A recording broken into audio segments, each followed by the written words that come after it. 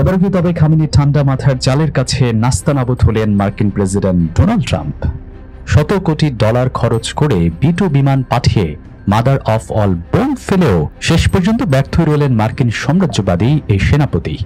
চোখের পলকে সবকিছু গুড়িয়ে দেওয়ার দাম্ভিক ঘোষণা দিয়ে মাঠে নেমেছিলেন ডোনাল্ড ট্রাম্প, অথচ শেষমেশ নিজেই যেন ফাঁদে পা দিলেন। শুধু তাই নয়, ছকবাজ নেতানিয়াহু এবার তেহরানের কৌশলের কাছে একেবারে হিমশিম। বুদ্ধি, মেধা এবং নিখুঁত গোয়েন্দা তথ্যে আমেরিকা এবং ইসরায়েলকে একসাথে ঘোল খাইয়ে দিয়েছে তেহরান। পুরো পরিকল্পনায় ছিল একটা নিপুণ থ্রিলার সিনেমার মতো, যেখানে শেষে এসে বাজিমাত করল সেই দল যাকে সবাই দুর্বল ভেবেছিল।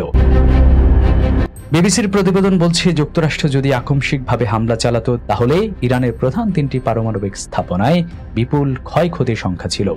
কিন্তু কৌশলী ইরান আগে থেকেই জানত কি হতে যাচ্ছে, তাই আগে থেকেই সব খালি করে ফেলেছিল তারা। ফলে সে ধ্বংস এখন শুধু বোমার ধোঁয়া এবং মিডিয়ার বুলি, বাস্তবে মাটিতে তার কোনো অস্তিত্ব নেই।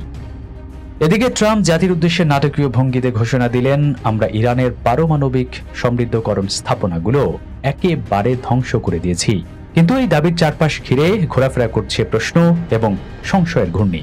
সাবেক মার্কিন সামরিক উপদেষ্টা মার্ক কিমিট সোজা সাপটা বলেই দিলেন, এই মুহূর্তে কেউই নিশ্চিত করে বলতে পারবে না এই স্থাপনাগুলো চিরতরে ধ্বংস হয়েছে কিনা। অন্যদিকে ইরান নিজের অবস্থান পরিষ্কার করে দিয়েছে। তারা বলছে, কাঙ্ক্ষিত ইউরেনিয়াম সহ সব গুরুত্বপূর্ণ সরঞ্জাম আগেই নিরাপদ স্থানে সরিয়ে ফেলা হয়েছিল। অর্থাৎ তারা জানতো ঝড় আসছে, আর সেই ঝড় আসার আগেই তারা ঠান্ডা মাথায় গোছাতে শুরু করে দিয়েছিল নিজেদের। ইরানের রাষ্ট্র সম্প্রচারের মাধ্যমের উপরাজনৈতিক পরিচালক হাসান আবেদিনী জানালেন, এই 3টি পারমাণবিক স্থাপনা কিছুদিন আগেই খালি করে দিয়েছিলাম, তাই বড় ধরনের ক্ষতির আশঙ্কা ছিল না, আর তা হয়ওনি। তবে এখানেই শেষ নয়। যুক্তরাষ্ট্রের এই আগ্রাসনের জবাবে ইসরায়েলে চলছে অস্থিরতা। দেশ জুড়ে নিরাপত্তা চরমে, শিক্ষা প্রতিষ্ঠান বন্ধ, জনসমাবেশ নিষিদ্ধ, গুরুত্বপূর্ণ কর্মস্থলে কার্যক্রম স্থগিত, সব যেন প্রলয়ের পূর্বাভাস। আর তখনই আসে তেহরানের স্পষ্ট হুঁশিয়ারি, এই হামলার জন্য যুক্তরাষ্ট্রকে চরম মূল্য দিতে হবে।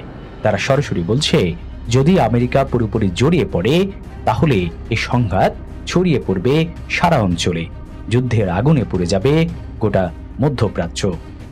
বিশ্লেষকরা সতর্ক করছেন, ইরান এখনো যথেষ্ট শক্তিশালী, প্রতিশোধের ক্ষমতা তাদের দখলে আছে। তাদের মূল লক্ষ্য হতে পারে বাহরাইনের মিনা সালমানে অবস্থিত মার্কিন নৌবাহিনীর 5ম ফ্লিটের সদর দফতর। তবে এখানেই সীমাবদ্ধ নয়, ইরান হয়তো হামলা চালাতে পারে হোমরুজ প্রণালীতেও, যা সারা বিশ্বে জ্বালানি সরবরাহে বিপর্যয় ডেকে আনবে। এদিকে মধ্যপ্রাচ্য জুড়ে মার্কিন সামরিক উপস্থিতি ভয়ানকভাবে বিস্তৃত। অন্তত 19টি ঘাঁটি রয়েছে আমেরিকায়, বাহরাইন, ইরাক, সৌদি আরব, কুয়েত, কাতার, সংযুক্ত আরব আমিরাত সহ অনেকগুলি এখন টার্গেটে।